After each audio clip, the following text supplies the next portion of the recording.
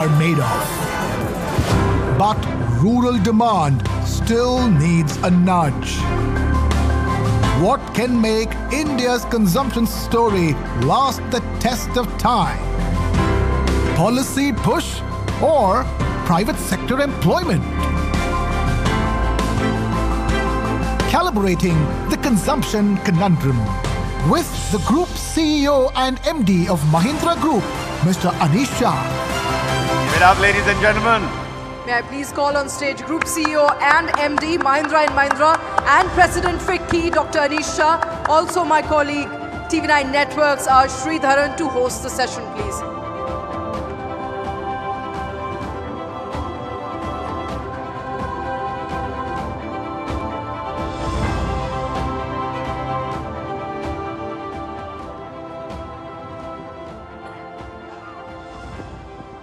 Good afternoon, everyone, and welcome to this session, which we are calling the Consumption Conundrum. I don't think there's anyone better to talk about it than Mr. Shah, because M&M is such a group which straddles pretty much the entire spectrum of goods and services, Mr. Shah. So let me start with a very fundamental question, which I'm sure a lot of people here probably want to know. We're talking about this consumer divide, which is between the urban consumer and the rural consumer. Premiumization at the top end, which is among the urban consumers, whereas rural consumer is not even able to buy some of the basic necessities, like, let's say, packaged FMCG goods. Is this symptomatic of something which is going to be chronic, or is this a seasonal issue? We don't actually believe there is as much of a divide as you're mentioning. I'd provide two perspectives here. First is that we are seeing more of a K-shaped recovery. So consumers at the higher end of the income segment are buying, and that's what you've seen in real estate and a number of other things in urban India. But consumers at the lower end of the income segment are not buying as much, even in urban India. In rural, we've seen very strong demand across SUVs. Tractors has been relatively flat this year, but that comes after a couple of years ago where we had a 27% growth in the industry. So we are not worried at this point about rural demand being lower. We have seen government spend in rural India be very strong post-pandemic, and that enabled rural India to essentially lead the country through the pandemic. And after that, rightly so, that spend has come down to normal levels. And therefore, we are seeing some challenges in a sense of markets being flat or slightly down. But I really don't think that's a problem. That's part of the growth story that we will have. Right. You mentioned COVID. So if you look at the data, it does seem to suggest that the impact of COVID on rural economy has been much more than in the urban centers in terms of employment, income levels, and everything. Was it accentuated or aggravated perhaps by a poor monsoon, a kharif crop? This year it was. We've seen a number of good monsoons over the last few years. And this year it was somewhat weaker, and which is why we are seeing some amount of stress in the short run. But as I said earlier, this is not something that worries us. We think rural India is still very strong and will continue to be strong. Right.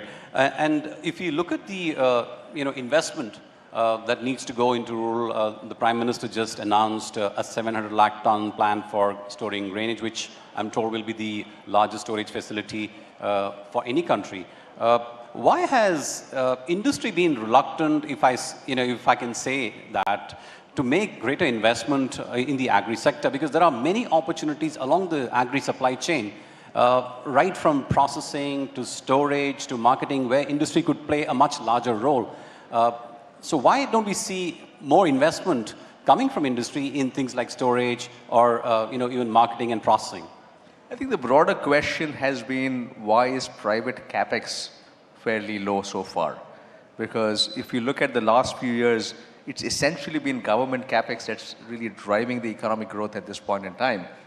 And there are multiple factors. We've gone through a time when there are a huge amount of uncertainties around the world. And suddenly when you feel things are back and stable again, something else happens.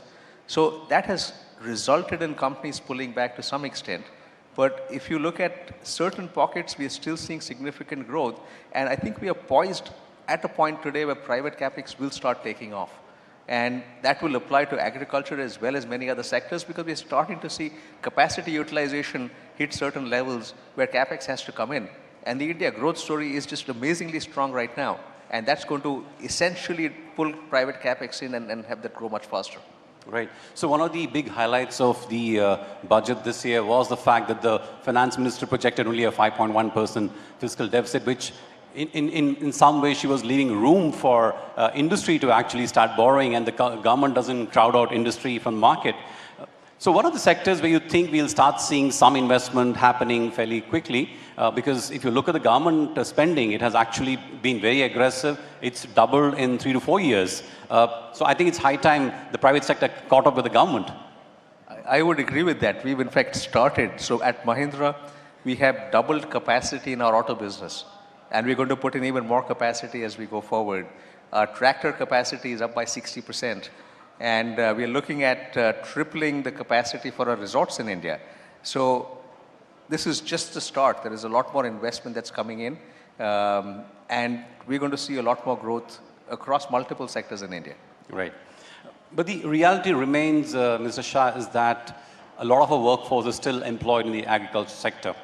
And there's a huge underemployment, I would say, in agriculture. Incomes don't justify that sort of labor force. We need a long-term plan to move people out of agriculture into manufacturing and services. You're not just the MD of Mahindra and Mahindra, but you're also the president of FICCI. So what can the industry do to help with this transition to move more workers out of agriculture into other industries? So I think the vision has been very well outlined in the Prime Minister's Viksit Bharat agenda, because to reach $30 trillion as an economy and $17,250 from a per capita standpoint, manufacturing has to go from 18% to 25% of GDP. For that to happen, manufacturing has to go up 16 times in the next 23 years. 16 times. Right? And therefore, industry will have to play a significant role. And as industry sees growth across multiple sectors, that's where investment is going to come in. And therefore, I don't see that as really a challenge at this point in time, because it's going to be driven by the growth. The challenge for us will be to ensure inclusive growth. That's where you started with, to say, is there a divide, urban versus rural?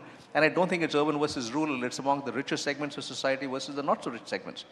And that's why inclusive growth is very important for us to drive. Right. I think you couldn't, have hit the nail on the head better, because just 5% of the rich households drive almost 1/3 of the consumption in this country, which is, I think, very unique to India in some sense. There's obviously a need to broad-base the consumer base itself, but I think that's a function of economic growth. And as we go from an economy which is at 2,300 per capita income to, let's say, about 5,400, 500 by, let's say, 2031, there are millions of new consumers who are going to come into the consumption fold. By some estimate, it'll be about 180 million. How do you think that's going to, change the dynamics of the market, and how is industry going to leverage that? That's exactly what's going to change the dynamics, because it's not just going to 5,000, 5,500 by 31, but then, and this is the number I think that is the most amazing number for Viksit Bharat, which is 17,000 per capita income by 2047. That just means you're going to have a large number of people move into what we call middle class and upper middle as well, and that's going to fuel the growth from an economic standpoint. If we're talking about 7% growth right now, our sense is it's going to go to 8% next year, and possibly even higher after that, as you start seeing a much higher growth in per capita, because that's what's going to be spent. Right. The unfortunate thing is that before you can consume, you actually need to earn. So we are looking at an era where there's going to be huge disruption, whether it's the auto industry, where IC engines are facing increasing threat from EVs. We're looking at artificial intelligence. There was a panel discussion earlier this afternoon on artificial intelligence, where we looked at the impact. So we are going to be faced with an era of great disruptions. How is it going to impact employment and industry's ability to source the right kind of talent from the pool? We talk about a large labor pool, young workforce. Is there something that industry is now worried about, or is there a plan that you want to put in place which prepares you for that eventuality? with every disruption is an opportunity. And therefore, as we look at electric vehicles, for example, this is an opportunity for India to take leadership in the world. With ICE, it's been a little too late. We have great models in India now. But EV is a space where we can really build world-class cars and take that leadership. Okay? Similarly with AI, India is very well positioned with its strengths in technology. And so far it's been used outbound in a sense that it's for companies outside India. But increasingly we are starting to use that for companies in India. Can they change the game and again take leadership on the world stage? Can we create more world champions? We've heard the Prime Minister say this many times. And that's where the opportunity comes in. Right. The challenge, again, if I come back to that, is skilling. And how do we ensure skilling to ensure that these transitions happen smoothly? And more importantly, I would highlight participation of women in the workforce. And how do we ensure equality? How do we ensure inclusive growth from that perspective as well? These are the challenges if we can address. It'll place India in a very, very strong footing. You should have joined us earlier today and last evening because that was what we were talking about, Nari Shakti in India. I have two more questions, Mr. Shah, because we're running out of time. One is on the China +1 strategy. By all accounts, China is probably going to be in a long-term slowdown, maybe 5 to 10 years. That's what the best of economists and best of brokerage houses are telling us. Do you see a greater shift of manufacturing happening from China to India? And what sectors would these be? So first, I strongly object to China +1. Why is India +1? Right? India stands much stronger than China does today. India's got rule of law. There is no concern about IP protection in India. India's got a large base of consumers. The ability to make in India and export is very high. So India really will stand on its own right. In discussions with various global leaders, they are looking at India very seriously right now. Ease of business has been a challenge in the past. It's largely been addressed. There's still some more to be done on that front.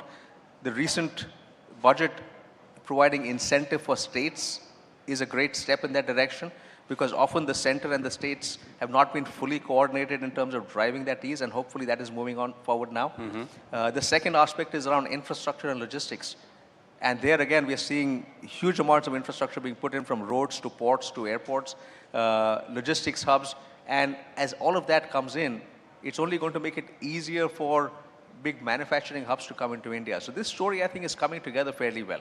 Right. And finally, what about semiconductor? There's a lot of push which the government itself is giving. There's a lot of interest, at least on paper. Are we going to become a semiconductor country, let's say, in a span of 5 to 10 years? What's your own view on that? So we will have to do more with semiconductors, because Atmanirbharta, and that is very important. We have to be able to make in India. It's not going to be 5 to 10 years. The semiconductor journey is much longer than that. And that's a journey that we have to undertake. It is being done very seriously at this point in time. And again, we do have strengths from a design perspective, et cetera, that we can leverage to make it shorter. But my sense is it's going to be at least a 10 to 20-year journey, maybe even a bit longer. Right. My absolutely final question, Mr. Shah. We are talking about India making the next big leap. The government has a target of 30 trillion by 2047. How confident are you of India being able to do that? Oh, very confident. And this is something that we are doing with driving exponential growth across our businesses and investments we are putting in. So we are putting money where our mouth is on this front. Thank you. Thank you for that, Mr. Shah. Ladies and gentlemen, a big round of applause for Mr. Anish Shah for his frank views. Thank you so much, Mr. Anish Shah, for gracing this occasion. TV9, What India Thinks Today, ladies and gentlemen, News9 Global Summit, presented by Poonawalla FinCorp. And coming up next, ladies and gentlemen, is a personality. She's dynamic, she's versatile. She's known for her ambitious spirit, outspoken nature, and irrepressible energy. She has